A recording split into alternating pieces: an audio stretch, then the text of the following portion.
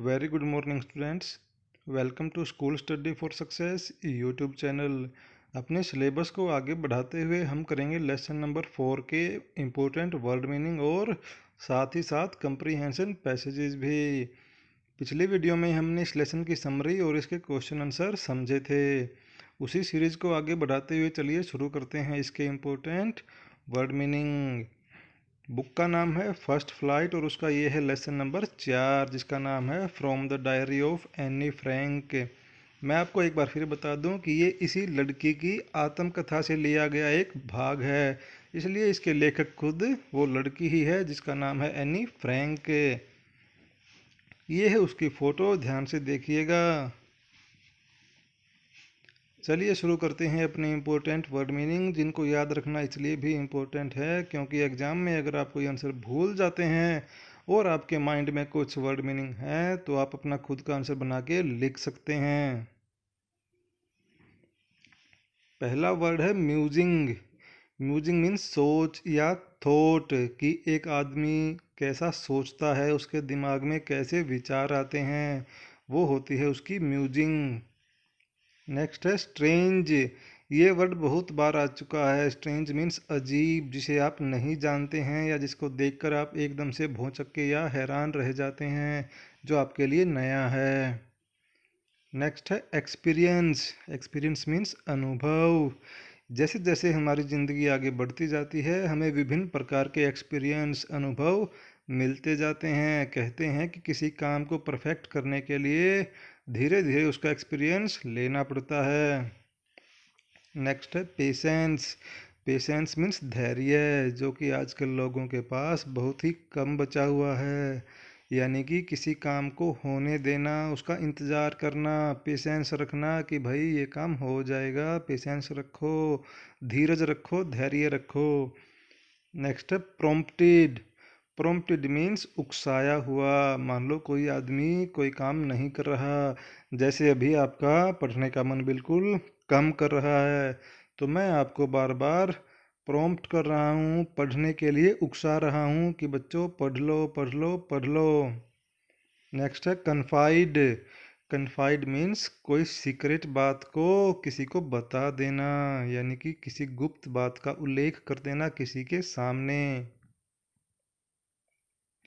Next है enhance. Enhance means किसी चीज़ को बढ़ाना, इंक्रीज करना। नेक्स्ट है प्लंज। प्लंज मीन्स कूदना, ऊपर से नीचे की ओर, खासकर पानी में जब हम गोता लगाते हैं उसको बोलते हैं प्लंज। नेक्स्ट है अडोरेबल। अडोरेबल मीन्स जिसको आप बहुत ज़्यादा प्यार करते हैं, जो आपको प्रिय है, लवेबल। नेक्स्ट है इमिग्रेट। इमिग्रेट मीन्स अपना देश छोड़ देना, जो ये सोचता है कि मैं यहाँ से चला जाऊँ और बाहर जाकर किसी दूसरे देश में बस जाऊँगा, वहाँ की नागरिकता ले लूँगा, तो वो अपना देश छोड़ के चला जाता है, वहाँ से इमिग्रेट कर जाता है। नेक्स्ट है डेडिकेशन।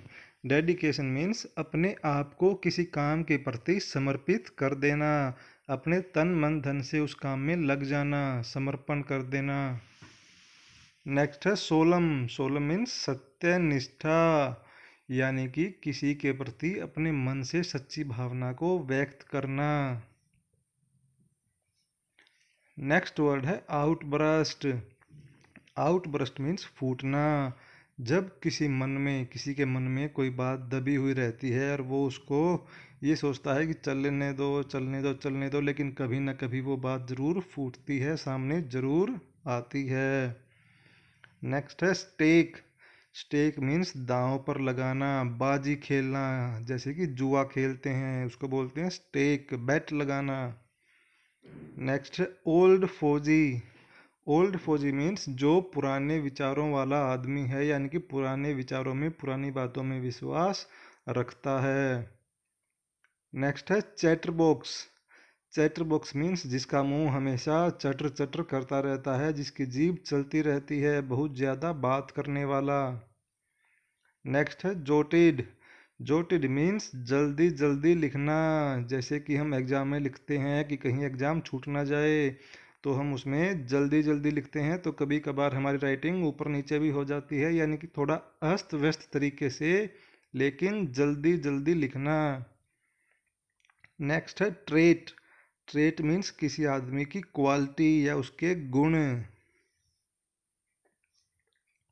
नेक्स्ट है रिडिकुलस। रिडिकुलस मीन्स मजाकिया, जिससे आपको हंसी आए, हास्यप्रद। नेक्स्ट है रोर्ड। रोर देखिए वैसे तो होता है दहाड़ना, जब शेर दहाड़ता है तो उसको बोलते हैं रोर, लेकिन किसी आदमी के तेज बोलना या एकदम से तेज हंसना, उसके लिए इस लेसन में यूज किया गया है इस वर्ड को। नेक्स्ट है एग्जॉस्टेड। एग्जॉस्टेड मीन्स थका हुआ, जब हम कोई काम ज़्यादा देर तक करते हैं तो हमारे शरीर की एनर्जी ख़त्म हो जाती है, मानो शरीर थक गया है, शरीर एग्जॉस्ट हो गया है। नेक्स्ट है इनजेन्युइटी। ये जेन्युइन वर्ड से बना है। जेन्युइन होता है असली, वास्तविक, सही, उसी से हमारा मीनिंग निकलेगा। चतुरता के साथ सही काम करना, ओरिजिनल काम करना, असली काम करना। नेक्स्ट है इनकोरिजिबल। कोरिजिबल होता है अगर कोई काम गलत हो जाए तो हम उसको ठीक कर सकते हैं, ठीक कर सकते हैं तो कोरिजिबल। और अगर हम उसको ठीक नहीं कर सकते, उसके लिए यूज करते हैं इनकोरिजिबल, जिस काम को ठीक न किया जा सके। नेक्स्ट है प्रोसीड। प्रोसीड मीन्स किसी कार्य को शुरू करना, प्रारंभ करना, स्टार्ट करना। तो ये थे आज के हमारे इस लेसन के इम्पोर्टेंट वर्ड मीनिंग। इनको ध्यान से समझिएगा, अपनी कॉपी में नोट ज़रूर कर लीजिएगा, ताकि बाद में आप इनको पढ़ सकें। चलते हैं कंप्रीहेंशन पैसेजेस की ओर। ये आपके लिए इम्पोर्टेंट इसलिए हैं क्योंकि आपके एग्ज़ाम का बहुत बड़ा हिस्सा कंप्रीहेंशन पैसेज से बना होता है। अकेले ये आपको पास करवा सकते हैं, और जो आराम से पास हो सकता है उसको ये मेरिट में लेके जा सकते हैं। तो ध्यान से समझिएगा। पहला पैसेज क्या कहता है? राइटिंग इन ए डायरी, कि डायरी में लिखना, is a really strange experience, वो बड़ा ही अजीब सा अनुभव था।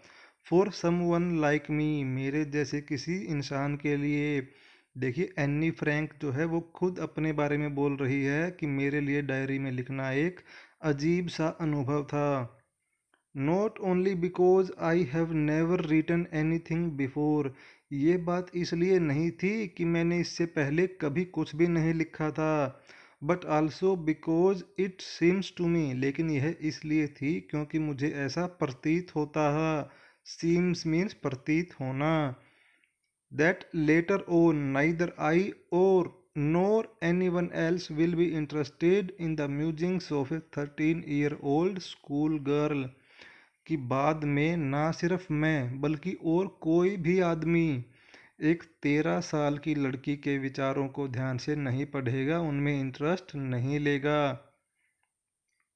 ओह well, it does not matter, लेकिन अब ये मैटर नहीं करता।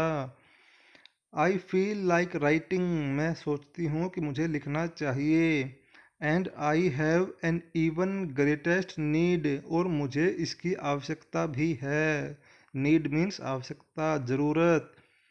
To get all kinds of things off my chest, यहाँ पर get all kinds of things off my chest, अपने सीने पे से बोझ उतार देना, यानी कि मेरे दिमाग में, मेरे मन में जो जो विचार आ रहे हैं उनको राइटिंग में लिखकर, उनको डायरी में लिखकर मैं अपने मन के, अपने दिमाग के हाव भाव को बाहर व्यक्त करके अपना बोझ कम कर लूँगी। देखते हैं पहला क्वेश्चन क्या कहता है। Writing a diary was a, diary लिखना कैसा अनुभव था? तो ये था बहुत ही स्ट्रेंज एक्सपीरियंस। ये रहा इसका आंसर, बहुत ही स्ट्रेंज एक्सपीरियंस था। देखते हैं second question. Anne thought that no one would take, Anne ने सोचा था कि कोई भी आदमी, देखिए वो सोचती है कि बड़ी होने के बाद या समय गुजरने के बाद कोई भी आदमी एक 13 साल की लड़की के विचारों में इंटरेस्ट नहीं लेगा। No one would take interest in the musings of a 13-year-old school girl. देखते हैं तीसरा question. Anne felt the need to, लेकिन एनी को क्या आवश्यकता लग रही थी भैया? उसके दिमाग में, उसके मन में जो विचार आ रहे थे, उसको तो इन विचारों को व्यक्त करके अपना बोझ हल्का करना था। To get all kind of things off my chest, उसे अपने सीने का सारा बोझ उतारना था, ये उसके मन में विचार आ रहे थे। तो ये था हमारा पहला पैसेज। देखते हैं इसके आंसर। ये रहे इसके आंसर। यहाँ पे वीडियो को पॉज करिए और अपनी कॉपी में नोट ज़रूर कर लीजिए। चलते हैं सेकंड पैसेज की ओर। Now I am back to the point that prompted me to keep a diary in the first place. अब मैं आती हूँ उस महत्वपूर्ण बिंदु पर, दैट prompted मी, जिसने कि मुझे उकसाया, उत्साहित किया, to keep a diary in the first place, कि मैं डायरी लिखूं और अपने पास रखूं। I don't have a friend, और इसका सबसे महत्वपूर्ण कारण यह था कि मेरे पास एक भी मित्र नहीं था। Let me put it more clearly, मैं आपको और स्पष्ट रूप से बता देती हूँ। Since no one will believe, कोई भी मेरा विश्वास नहीं करेगा, that a 13-year-old girl is completely alone in the world, कि 13 साल की एक लड़की संसार में बिल्कुल अकेली है। अलोन मीन्स अकेली, वर्ल्ड मीन्स संसार। एंड आई एम नोट, और शायद मैं हूँ भी नहीं। आई हैव लविंग पेरेंट्स, मेरे प्यार करने वाले माता पिता हैं। एंड ए 16-year-old सिस्टर, और 16 साल की एक बहन है। And there are about 30 people I can call friends, और 30 अन्य आदमी ऐसे हैं जिन्हें मैं अपना फ्रेंड या मित्र कह सकती हूँ। ये सारी बातें एनी फ्रैंक अपने बारे में बता रही है। तो देखते हैं पहला question. Who is I in these lines, इन लाइनों में आई वर्ड का प्रयोग किसके लिए हुआ है? देखिए, ऐसी ऐसी लेसन में जहाँ भी आई वर्ड का प्रयोग होगा वो खुद राइटर के लिए होता है। और राइटर कौन है? जिसकी ये आत्मकथा है, एनी फ्रैंक। तो पहले क्वेश्चन का आंसर हो जाएगा एनी फ्रैंक। सेकंड है, ए 13-year-old girl is not alone because, वो अकेली क्यों नहीं है? भैया, उसके माता पिता हैं, एक बड़ी बहन है, और लगभग 30 आदमी और हैं उसके आसपास। ये रहा, I have loving parents and 16-year-old sister, तो वो अकेली नहीं है। Anne's diary was just like a dash to her, उसके लिए डायरी कैसी थी? उसके लिए डायरी उसकी एक बहुत ही महत्वपूर्ण दोस्त थी। इस ब्लैंक में हम भरेंगे friend. Anne wanted to write the diary because, Anne diary क्यों लिखना चाहती थी? क्योंकि उसके पास ऐसा कोई आदमी नहीं था जिसको वह अपने मन के विचार बता सके, इसलिए वो डायरी लिखना चाहती थी। ये रहे इसके आंसर, ध्यान से पढ़िएगा और कॉपी में नोट कर लीजिएगा। चलते हैं तीसरे पैसेज की ओर। द क्लास रोर्ड, सभी क्लास चिल्लाई। क्लास कैसे चिल्लाती है? यानी कि क्लास के सभी बच्चे चिल्लाए। रोड, जोर से चिल्लाना या हंसना। I had to laugh too, मुझे भी हंसना था। लाफ मीन्स हंसना। Though I had nearby exhausted my ingenuity, हालांकि मेरी ओरिजिनलिटी, इंजेन्युइटी मीन्स ओरिजिनल, असलियत, एग्जॉस्टेड लगभग ख़त्म हो चुकी थी, यानी कि मैं थक चुकी थी। On the topic of chatter boxes, क्योंकि मुझे चैटर बॉक्स कह के बुलाया जाता था। चैटर बॉक्स ज़्यादा बात करने वाला। It was time to come up, अब यह समय आ गया था कि with something else, something original, कि मैं कुछ और करूं, कुछ नया करूं जो असली हो। My friend Sen would, who is good at poetry, मेरा मित्र सेन जिसका नाम है, जो कि पोइट्री में अच्छा था। पोइट्री में अच्छा मीन्स पोइट्री लिखने में, पढ़ने में, राइम स्कीम बनाने में अच्छा था। ऑफर्ड टू हेल्प मी, वो मुझे अपनी सहायता प्रदान करने के लिए राजी हो जाता है। Write the essay from beginning to end, और वो शुरू से लेकर अंत तक ऐसे लिखता है। इन वर्स, सही राइम स्कीम में, यानी कि लयबद्ध तरीके से। And I jumped for Joy, और मैं खुशी से झूम उठती हूँ। मिस्टर किसिंग, देखिए ये नाम है उसके मैथ के अध्यापक का, मैथ टीचर का। Was trying to play a joke on me, वे मुझसे एक मजाक करना चाहते थे। On this with this ridiculous subject, इस हास्यप्रद सब्जेक्ट के साथ। But I would make sure the joke was on him, लेकिन मैंने यह पक्का किया कि वो जो जोक है जो मेरे ऊपर वो खेलना चाहते हैं, वो वापस उन्हीं के ऊपर जोक बन जाए। देखिए क्या समय आ गया है, एक स्टूडेंट अपने टीचर के ऊपर जोक मारने की सोच रहा है। देखते हैं पहला question. Which topic had exhausted Anne's ingenuity, Anne Frank की वास्तविकता को किसने एग्जॉस्ट कर दिया था, किसने थका दिया था, वो कौन सा टॉपिक था? तो देखिए वो था टॉपिक ऑफ चैटरबॉक्स। चलते हैं सेकंड क्वेश्चन की ओर। Sanne was good at, Sanne क्या काम करने में अच्छा था? देखिए तीसरी लाइन में है, Sen who is good at poetry, वो पोएट्री लिखने में अच्छा था। तीसरा है, mister Keesing was Annie's math teacher, mister Keesing कौन थे? एनी के मैथ के अध्यापक थे। चौथा है, dash offered to help Anne to write the essay from the beginning to end in verse, किसने सहायता की थी एनी की एसे लिखने में? ये सहायता करी थी सेन ने, जो उसका मित्र था। तो ये था पैसेज नंबर 3। चलिए देखिए इसके आंसर। ये रहे इसके आंसर, ध्यान से देखिए, अपनी कॉपी में लिख लीजिए। चलते हैं पैसेज नंबर 4 की ओर। I get along pretty well with all my teachers, यानी कि एनी फ्रैंक की अपने सभी अध्यापकों के साथ अच्छी बनती थी, सभी के साथ अच्छा व्यवहार था। देयर आर 9 ऑफ देम, और उसके स्कूल में कितने अध्यापक थे? 9। 7 मैन एंड 2 वुमेन, 7 आदमी और 2 औरत।